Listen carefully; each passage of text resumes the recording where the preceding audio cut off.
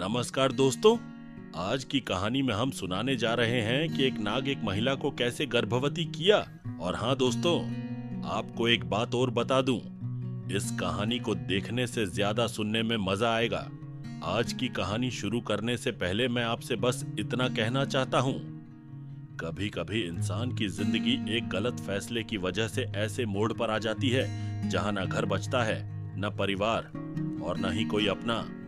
और जब एक गर्भवती औरत को दुनिया ठुकरा देती है, तब सिर्फ भगवान ही उसका सहारा बनते हैं। यह कहानी है एक ऐसी बेटी की जिसने प्रेम को भगवान समझ लिया, लेकिन वही प्रेम उसके लिए मौत का रास्ता बन गया। यह कहानी है एक माँ की जो अपने पेट में पल रही मासूम जान को बचाने के लिए जंगलों में भटक रही थी। और यह कहानी है उस रहस्यमयी रक्षक की जो इंसान नहीं था, लेकिन इंसानों से ज्यादा वफादार निकला। घने जंगल के बीच जहां दूर दूर तक सिर्फ सन्नाटा था, वहां एक पीपल के पेड़ के नीचे एक लड़की बैठी थी।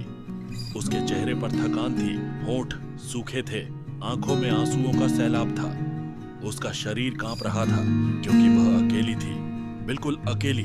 उसके पेट में एक जिंदगी पल रही थी, लेकिन उसके पास उसे बचाने के लिए कोई नहीं था। न माँ, न पिता, न पति, न कोई सहारा। वह बार बार अपने पेट पर हाथ रखकर बस यही कह रही थी, हे प्रभु, अगर मेरी सजा यही है तो मुझे दे दो, लेकिन मेरी बेटी को मत छीनना। उसे इस दुनिया में आने का अधिकार है। मैंने गलती की है, लेकिन वह मासूम है। हवा तेज चल रही थी, पेड़ों की पत्तियां ऐसे सरसराती थीं जैसे जंगल खुद उसकी पीड़ा सुनकर रो रहा हो। अचानक उसके कानों में एक अजीब सी आवाज पड़ी। पत्तों पर कुछ रेंग रहा था। लड़की की सांस रुक गई। उसने डरते हुए चारों तरफ देखा। उसकी आंखों में भय था, क्योंकि इस जंगल में मौत हर कदम पर छुपी थी। और तभी झाड़ियों के बीच से एक लंबा काला नाग बाहर निकला। उसका शरीर चमक रहा था, उसकी आंखें गहरी थीं और वह धीरे धीरे उसी की तरफ बढ़ रहा था। लड़की की चीख निकलते निकलते रुक गई। वह उठकर भागना चाहती थी, लेकिन गर्भवती शरीर ने साथ नहीं दिया। वह कांपते हुए पीछे सरकने लगी। तभी उस नाग ने इंसानी आवाज में कहा, डरो मत बेटी, मैं तुम्हें नहीं डसूंगा। लड़की की आंखें फैल गईं, उसका पूरा शरीर सुन्न पड़ गया। वह कांपते हुए बोली, तुम बोल कैसे सकते हो? नाग कुछ क्षण चुप रहा, फिर बेहद शांत स्वर में बोला, क्योंकि आज तुम्हारी किस्मत ने तुम्हें मेरे सामने भेजा है और मेरी किस्मत ने मुझे तुम्हारे सामने। मेरी जान खतरे में है। एक शिकारी मुझे मारने आ रहा है।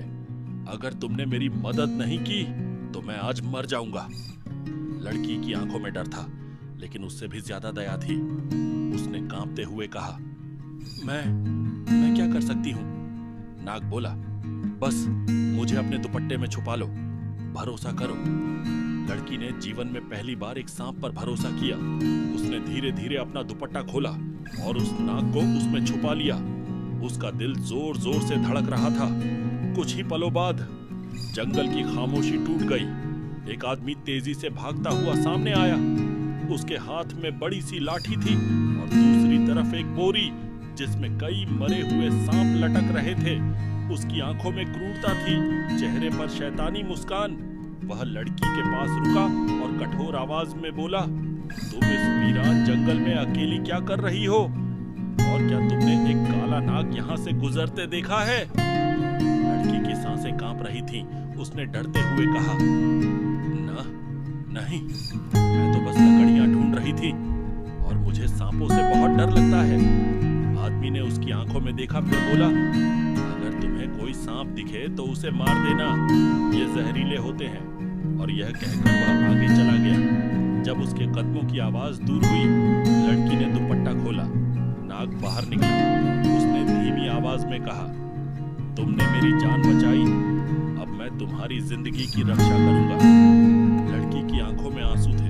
उसने पूछा, लेकिन मैं कौन हूं? मेरे पास तो कुछ भी नहीं बचा। नाग ने कहा, तुम एक माँ हो और माँ की हिम्मत से बड़ी कोई शक्ति नहीं होती।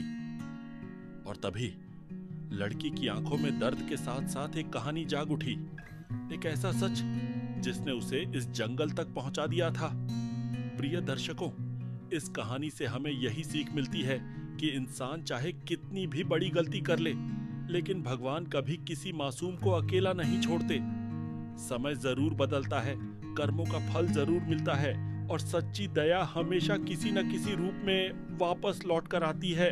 अगर आपको यह रहस्यमयी और भावनात्मक कहानी पसंद आई हो तो वीडियो को लाइक जरूर करें, अपने दोस्तों और परिवार के साथ शेयर करें और ऐसी ही दिल छू लेने वाली कहानियों के लिए हमारे चैनल को अभी सब्सक्राइब कर लीजिए। मिलते हैं अगली कहानी में, तब तक के लिए जय श्री राम, जय नागदेव।